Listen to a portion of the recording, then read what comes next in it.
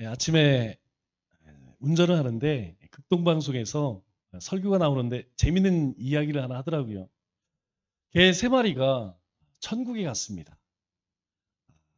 진돗개, 세파트, 그리고 치와와. 그런데 이 개 세 마리가 베드로 앞에 딱 섰는데 베드로가 이 개들에게 물었어요.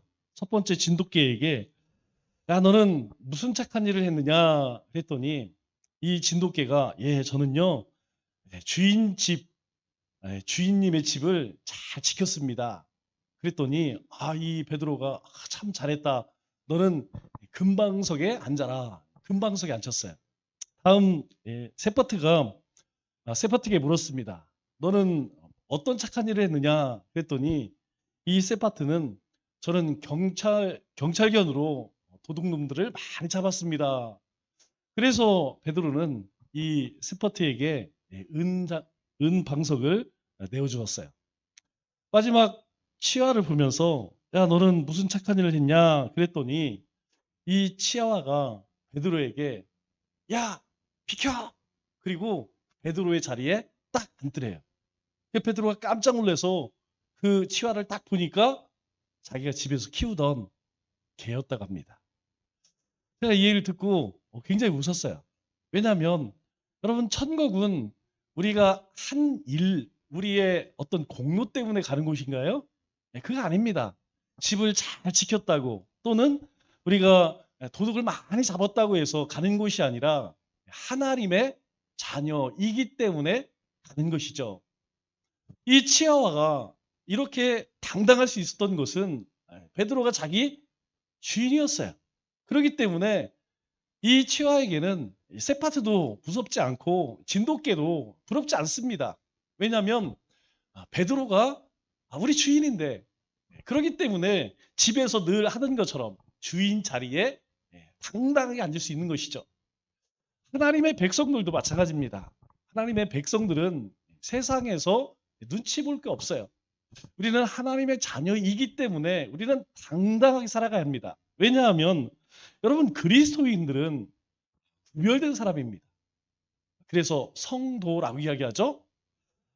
이 성도의 의미는 무엇이냐면 바로 즐거움과 삶의 방법과 그리고 가치와 그리고 탐욕, 습관 이것이 세상 사람들과 다르다는 거예요. 세상 사람들이 추구하는 것과 전혀 다르다는 것입니다. 왜냐하면 우리도 이전에는 세상 사람들이 추구하는 그런 삶을 살았어요. 그런데 예수님을 만나고 나서 우리의 신분이 완전히 바뀌어진 것이죠. 더 이상 죄의 종이 아니고 우리가 세상의 종이 아니라 하나님의 거룩한 자녀가 되었다는 것이죠. 그래서 이 하나님의 백성들, 이 구원받은 하나님의 백성들이 모인 이 교회를 에클레시아라고 부릅니다. 에클레시아는 무엇이냐면 에크는 뭐뭐 밖으로, 레시아는 불러냈다라는 뜻이에요. 그러니까 하나님께서 세상 가운데 살던 우리를 하나님이 불러내셔서 우리를 하나님의 자녀로 삼으셨다는 것이죠. 우리가 사복음서 가운데에서 여러분 유일하게 마태복음에만 교회라는 말이 2번 나옵니다.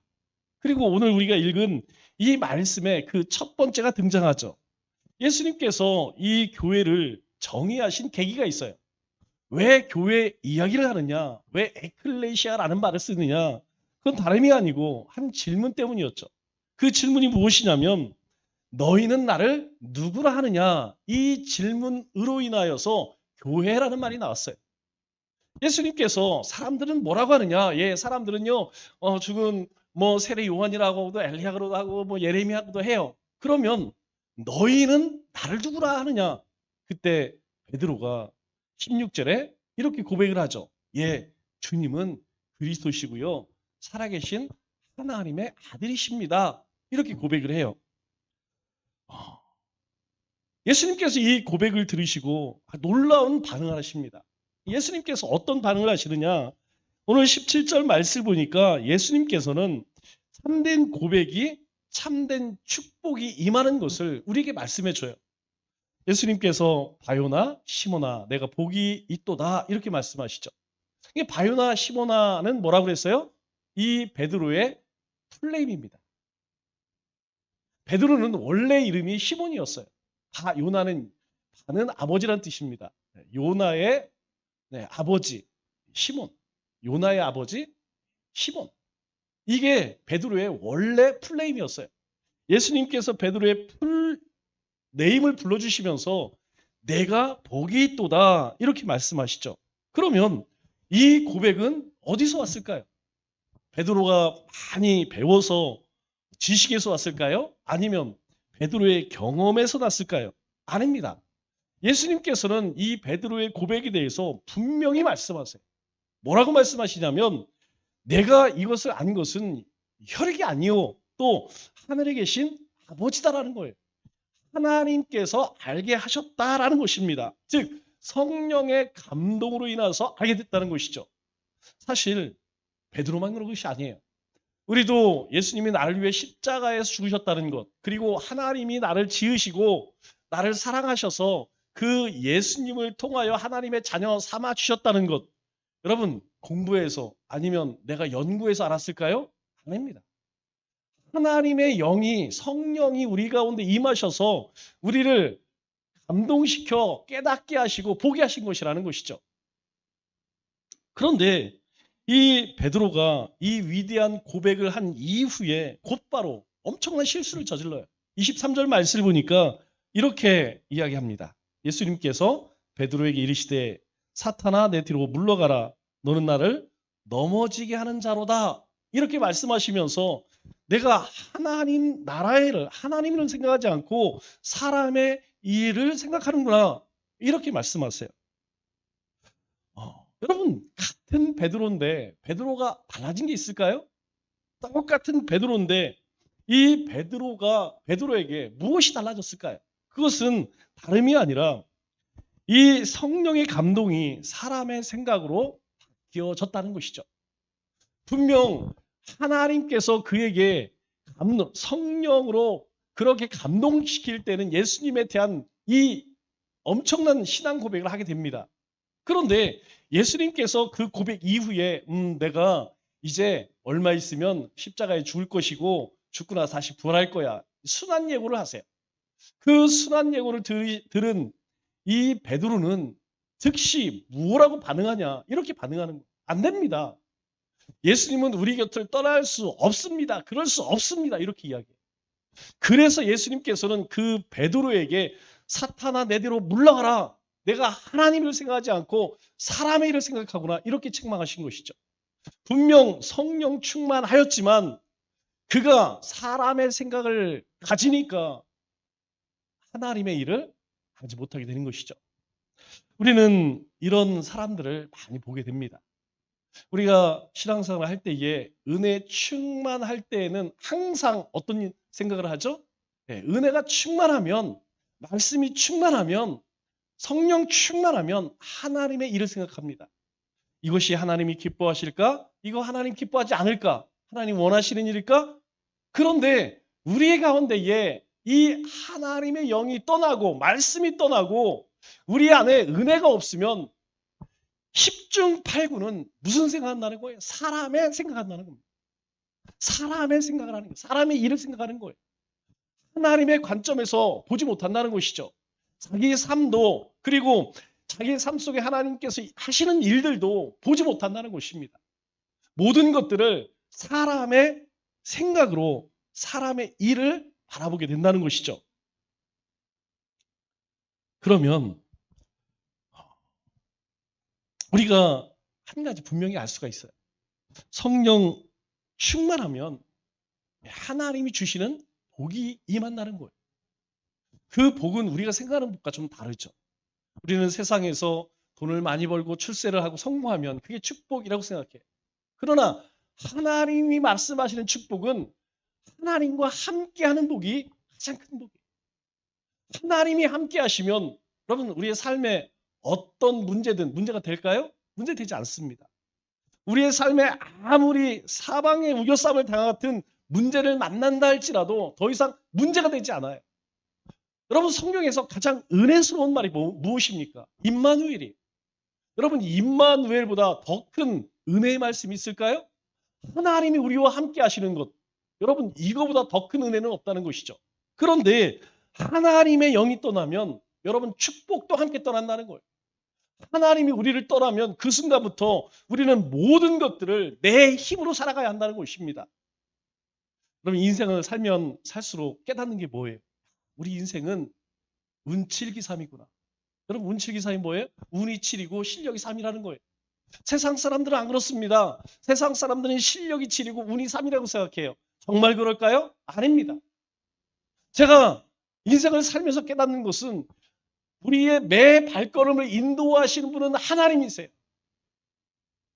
하나님께서 우리 인생 가운데에서 하나부터 10까지 우리에게 알게 하시고 우리가 알지 못하는 사이에 우리의 발걸음을 인도하세요. 여러분 그렇지 않 세상 사람들이 이걸 알지 못하기 때문에 어떻게 합니까? 예, 스펙 쌓아야 돼. 스펙 쌓아야 됩니다. 실력 쌓아야 됩니다. 왜? 그게 전부기 때문에. 자기 인생, 자기가 살아가는 것이기 때문에. 그러나 우리 인생 그렇지 않다는 거예요. 하나님이 우리와 함께 하신다는 것입니다. 그래서 하나님이 함께 하시면 하나님의 축복이 임하는 것이고 하나님이 떠나가시면 그 삶은 바로 축복도 함께 떠난다는 것입니다. 지식은 여러분 사람을 겸손하게 할까요? 교만하게 할까요? 여러분 지식이라는 것은요. 단순히 우리가 알미 아닙니다. 이 지식을 많이 알게 되면 그 순간부터 사람은 교만해지게 돼 있어요. 여러분 권세를 많이 가지면 교만해질까요? 겸손해질까요? 저는 겸손해지는 사람 많이 못 봤습니다. 여러분 우리가 뭔가를 많이 소유하면 겸손해질까요? 교만해질까요? 10중 8구는 교만해집니다. 여러분 건강도 마찬가지예요. 여러분 우리가 건강하면 겸손해질까요? 교만해질까요? 교만해집니다. 바꿔 얘기해 볼까요? 우리가 뭔가를 많이 몰라.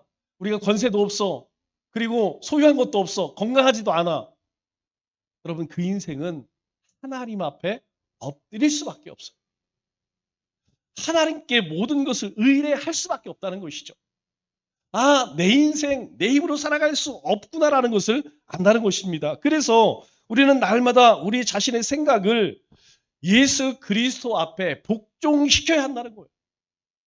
우리가 아무리 작은 것이라 할지라도 작은 결정을 할지라도 아 이게 좋겠다 내 생각을 쫓아가는 것이 아니고 먼저 하나님 앞에 물어봐야 한다는 것이죠.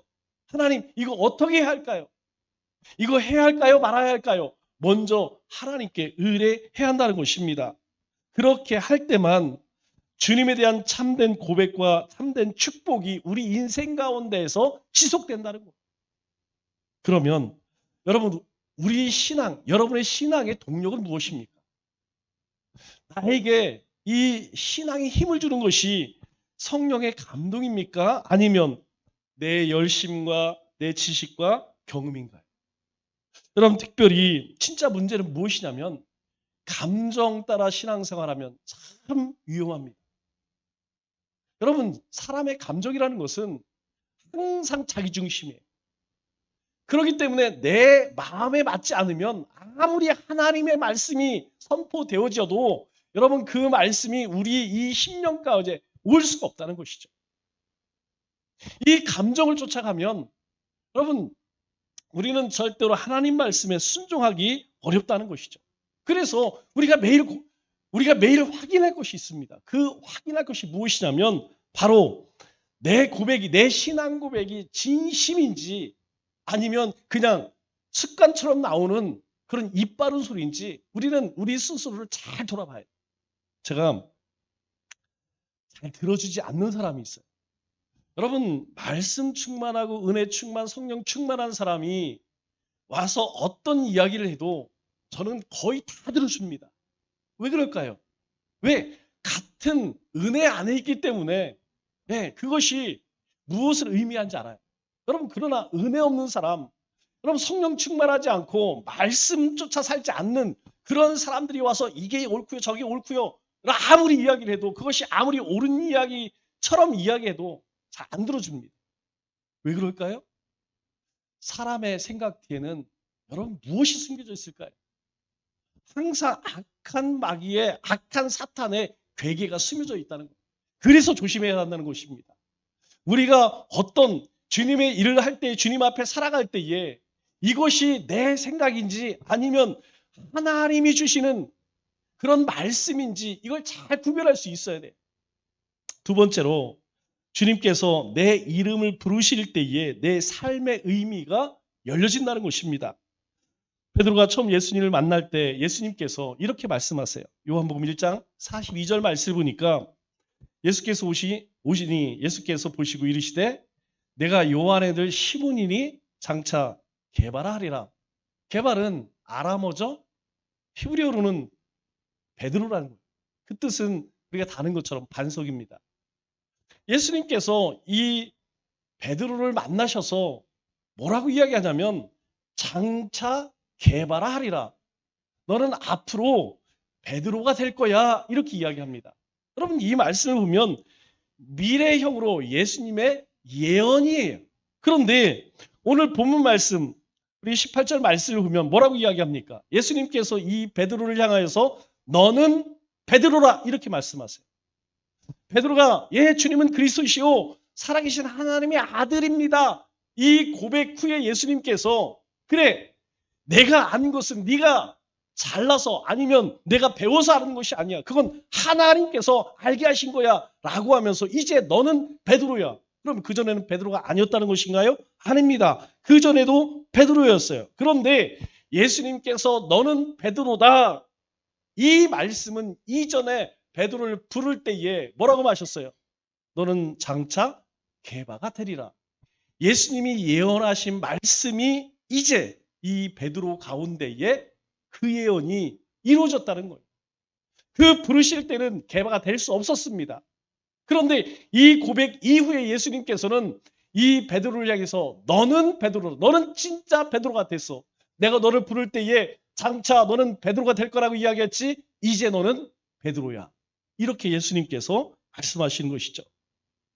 이 베드로를 향한 예수님의 계획이 마침내 이루어졌다는 것입니다. 이 베드로는 이 신앙 고백한 이후에 비로소 자신이 누구인지를 알게 되었다는 거예요. 그 이전까지 그는 그저 별 볼 일 없는 어부 중에 한 사람이었어요.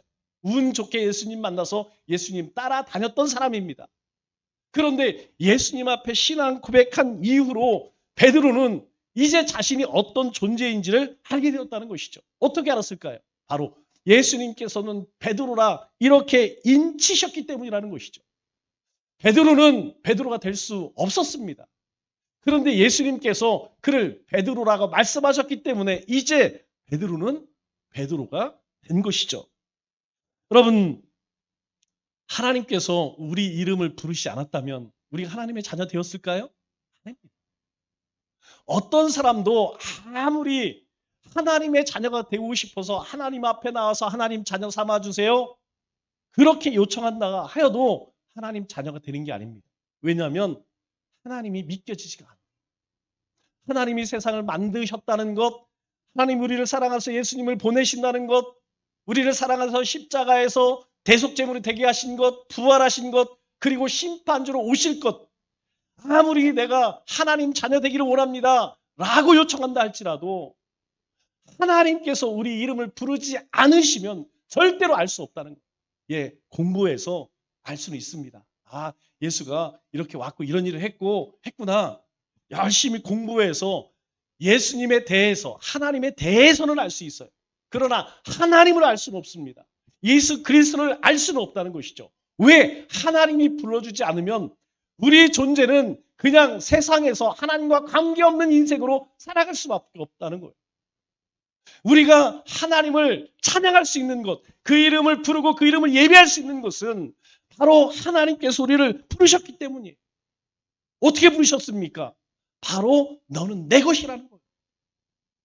너는 이제 내가 너를 안다는 거예요. 내가 너를 알기 때문에 이제부터는 너도 나를 안다는 것입니다. 우리는 오늘 주님이 우리를 아시고 우리가 주님을 알기 때문에 오늘 삶의 발걸음을 이 분주한 삶의 발걸음을 멈추고 하나님을 찬송하고 하나님 말씀을 듣는 거예요. 하나님을 예배하는 것입니다. 그러면 여러분 우리 자신의 존재 이유를 확신하십니까? 여러분, 내가 왜 살고 있는지, 하나님 나에게 왜 직분을 주셨는지, 왜 하나님께서 나에게 사역을 주셨는지 여러분 확신할 수 있나요? 만일 우리가 이 질문에 분명하게 대답할 수 없다면 우리는 하나님께 요청해야 돼요. 하나님, 저는 어떤 존재입니까? 우리가 이것이 분명하지 않으면 우리 인생은 좌로나 우로나 치우칠 수밖에 없어요. 내가 왜 신앙생활을 하는지, 내가 왜 세상 가운데 살아가는지. 여러분, 그래서 살 떨려서 하나님께 시간 드리지 못합니다. 아까워서 하나님 앞에 예물 드릴 수 없는 거예요. 하나님 앞에 내 삶을 드릴 수가 없는 거예요. 아무것도 드릴 수 없는 거예요. 마지막으로 주님이 세우신 교회는 음부의 권세가 결코 이길 수 없다라고 말씀하세요. 오늘 18절 말씀 보니까 이렇게 이야기하죠. 너는 베드로라. 내가 이 반석 위에 내 교회를 세우리니. 여러분, 이 반석 위에 내 교회를 세우리니 음부의 권세가 이기지 못하리라. 왜 그럴까요? 왜냐하면 여러분, 교회는 이 신앙, 베드로의 신앙 고백 위에 세워졌기 때문이라는 거예요. 그래서 뭐라고 이야기합니까? 이 반석이 무엇입니까? 반석은 우리가 알다시피 베드로 뜻이에요. 베드로의 신앙 고백, 즉 주는 그리스도시요 살아계신 하나님의 아들입니다라고 한 이 고백한 그 신앙 고백 위에 세워진 교회라는 것입니다. 그 신앙 고백의 교회가 세워졌다는 것이죠.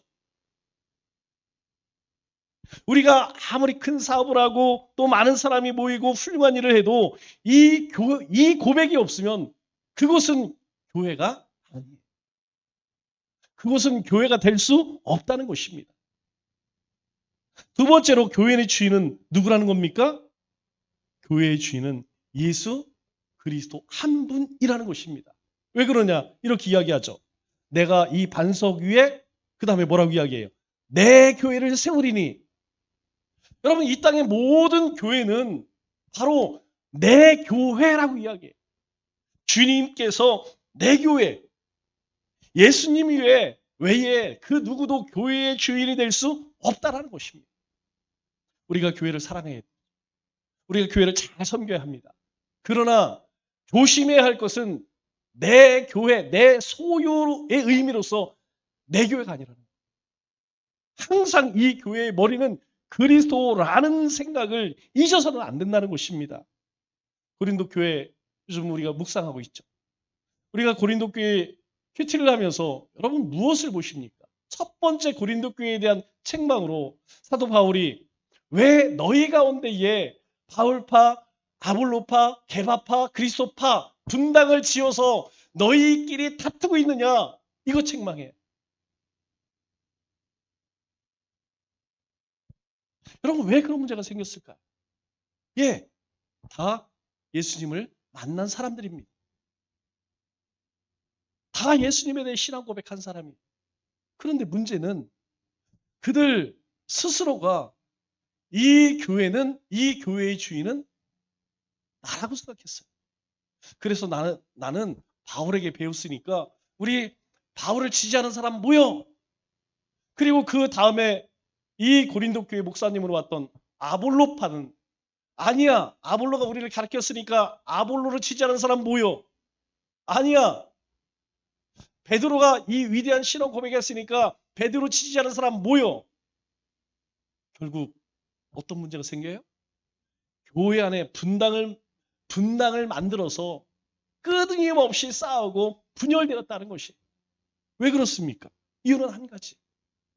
이 교회가 주님의 교회라는 사실을 망각했기 때문이라는 것이죠.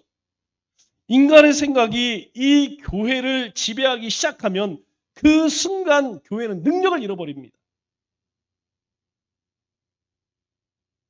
이것은 오늘 우리가 살아가고 있는 이 시대에 보지 않습니까? 이 시대의 교회가 왜 능력을 잃어버렸을까요? 만일 이 교회가 하나님의 교회라고 이 교회 머리는 그리스도라고 생각한다면 여러분 그렇게 못하죠. 그렇게 생각하지 않아요. 우리 젊은 사람들은 잘 모를 겁니다. 연세가 드신 분들은 이전에 교회 안에서 어떻게 했는지. 여러분, 이 강단 위에 함부로 오지를 못했어요. 이 교회를 함부로 대하지 않았습니다. 우리 지체들을 함부로 하지 않았어요. 그런데 우리가 내 교회라고 생각하는 순간 더 이상 그리스도가 주님께서 교회의 주인이라고 생각하지 않고 내가 주인이라고 생각하니까 그때부터 어떻게 됩니까? 여러분, 더 중요한 것은 무엇이냐면 주님께서 바로 우리 자신이 교회라고 말씀하고 있어요. 엄격한 의미에서 우리가 모이는 이 교회는 이 건물을 이야기하는 거예요. 진짜 교회는 바로 우리를 이야기하는 것입니다. 우리의 삶의 주인이 누구예요? 여러분, 내가 아닙니다. 내 삶의 주인이 나라고 하는 순간 우리 인생은, 우리의 신앙은 폭망하는 거예요. 하나님께서 우리에게 뭐라고 말씀하셨습니까? 너희는 하나님의 거룩한 성전이래. 우리가 거룩해서요? 아닙니다. 우리는 거룩한 것이 없어요. 거룩한 모습이 없습니다. 한 가지.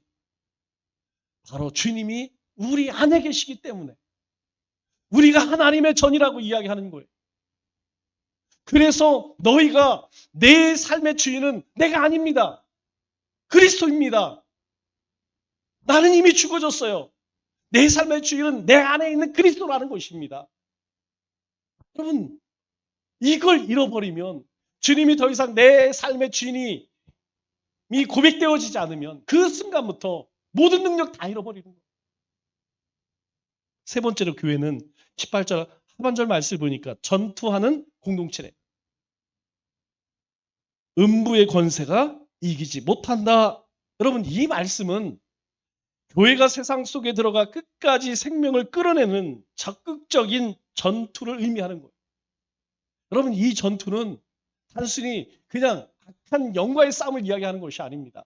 이 공중권세 잡은 악한 영들이 붙들고 있는 세상 속에 들어가서 그 악한 마귀 사탄에 붙들던 영혼들을 끌어내는 것.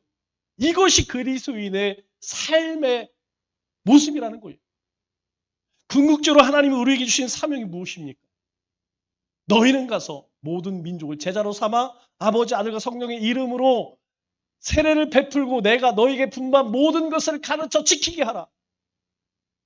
모든 하나님의 백성들이 주신 명령은 가서 제자 삼으라는 것입니다. 그러기 위해서 우리는 어느 곳에 가든지 싸울 수밖에 없어요.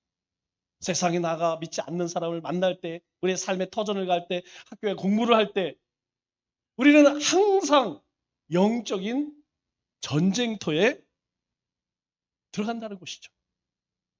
교회는 세상의 죄와 싸워야 합니다. 적 그리스도와 싸우고 이단과 싸우고 거짓 교사 또 거짓 선지자 또 세상 문화와 치열하게 싸워야 돼요. 여러분, 싸우지 않으면 여러분 세상의 악한 것들이 어디로 들어옵니까? 교회 안으로 들어오는 거예요. 우리의 삶 속으로 스며드는 것입니다. 여러분, 이미 많은 그리스도인들이 또 많은 교회들이 실제로 그래요. 하나님의 말씀으로 무장되지 않고 이미 세상의 악한 문화들이 그 마음과 생각을 지배하고 있다는 것이죠. 아무리 하나님이 말씀하셔도 뭐라고 이야기합니까? 그건 주님이니까 가능하지. 주님은 우리에게 수많은 약속을 주셨는데 그 약속의 말씀을 붙들지를 못해요. 신앙생활을 믿음으로 하지 않고 생각으로 한다는 것이에요. 기도하라고 하는데 기도하지 않고 생각합니다. 말씀을 붙들려고 이야기하는데 말씀 붙들지 않고 생각한다는 거예요. 여러분, 우리는 어떤 모습으로 살아갑니까? 하나님의 십자가의 군명으로 살아갑니까? 아니면 패잔병으로 살아갑니까? 여러분, 우리는 절대로 세상에 끌려다녀서는 안 됩니다. 그리고 그 힘은 바로 순결과 거룩함에서 나와요. 그리고 그 순결과 거룩함의 삶을 살기 위해서는 하나님의 말씀을 붙들어야 합니다. 그 하나님의 말씀을 붙들 때 우리가 세상 가운데 거룩한 하나님의 자녀로서의 삶을 살 수 있다는 것이죠. 말씀을 맺겠습니다. 성령의 감동으로 드리는 참된 고백에 참된 축복이 있습니다. 우리의 믿음의 고백에 하나님은 축복하신다는 것이죠. 그리고 교회의 기초는 참된 고백으로 시작해서 예수 그리스도를 주인으로 삼고 세상 속에서 전투하는 공동체라는 것입니다. 남은 3일도 우리 자신의 하나님의 교회임을 깨닫고 매일 싸워야 하는 영육 간의 싸움에 승리하는 우리 믿음의 권속들 되시길 주님의 이름으로 축원합니다.